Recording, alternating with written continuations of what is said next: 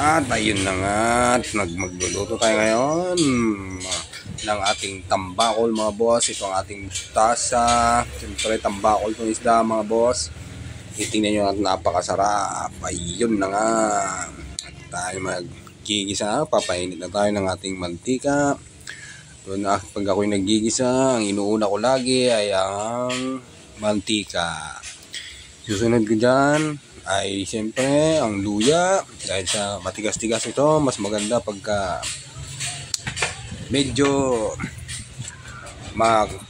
crispy ng konti ang ating luya. Ayan, para lumabas ang kanyang lasa. Ayan, ginigisa na nga, lalo na. Ayan na nga po. Luya pa lang, ulam na. Lagyan ng asin, mantika at asin, ulam na. Ayan na nga. Nahalo-halo na. Ayan. Siyempre mga boss, pag unahin nyo lagi ang inyong mahal sa buhay, pamilya nyo muna. Pero pag kayo nagluluto, dapat ang unahin nyo ay luya, isunod ang bawang, sibuyas. Ayan. Hinalo-halo na. Ayan na nga, siyempre. Sarap na, amoy na amoy pa lang. Yan, nilagyan ng kamatis. Igisa natin yung kamatis hanggang sa maluto ng konti. Ayan na, luto na nga. Tapos ilalagay natin ng ating miso. Wow, ang sarap. Haluhan, gisa-gisa lang natin ng ganyan. Konting miso lang naman. Ayan. Ayan na nga, inahalo na, inahalo. Ayan, lagyan na natin ng tubig. Tapos pag kumulo na itong ating tubig, kahit mga 3 basong tubig lang, depende sa dami ng lulutuin nyo. Ayan, lagyan ng tubig. Kumulo na, ang bilis naman, kumulo agad.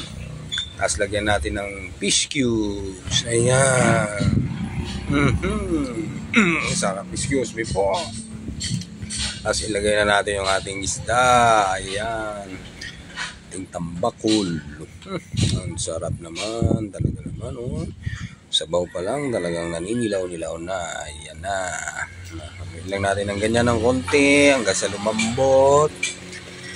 Ayun, ang sarap. Lagyan natin ng paminta. Ang sarap. Yun naman talaga, grabe. Ayan na nga, lagyan natin ng asin. Depende sa inyo, kung gusto yung maalat, gusto yung walang lasa, huwag yung lagyan ng asin. Ayan, haluin lang ng konti yung tubig. Napakasarap. Talaga naman. Sabaw pala ang talagang ubos ang kanin mo din eh. Diba? Lagyan natin ating magic sarap. Ako kasi mga boss, pag ako'y nagluluto ay hindi na ako naglalagay ng bechin. Yan na lang. Alright. Tanggalin natin to, bulang-bula. Ayan. Tanggalin natin yan. Ibabaw. Ayan na nga. Talaga naman ang sarap. Lagay lang natin ng ganyan. Tapos maya-maya lang ng konti. Pwede natin lagay ang ating mustasang gulay. Ayan na nga po, kumukulo-kulo na. Masarap pa rin pagkalutong-luto yung mga ating isda. Ayan, kumukulo-kulo na. Pwede na natin ilagay yung ating gulay. Nilagay na nga. Siyempre pagka malambot na, saka natin ilalagay yung ating pampaasim. Ayan, lubog lang natin ang ganyan. Huwag natin haluin, baka madurog ang isda. Ayan, ilubog-lubog lang. Meat wheel. Ang sarap naman yan.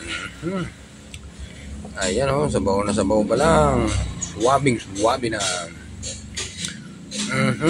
Ayan na nga. Talaga naman. Lagay natin yung ating pampasim. Ayan na nga.